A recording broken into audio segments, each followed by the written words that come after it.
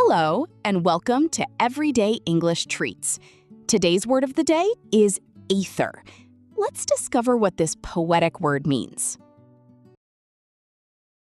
Aether refers to the clear upper sky, or the heavens. In literature, it often symbolizes something celestial, pure, and beyond the ordinary. Here's an example. The stars shimmered across the aether, creating a breathtaking view of the night sky. This means the stars filled the heavens with incredible beauty. Now it's your turn.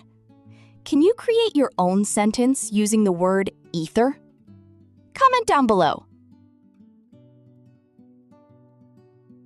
Happy learning with Everyday English Treats. Until next time, take care and keep practicing your English.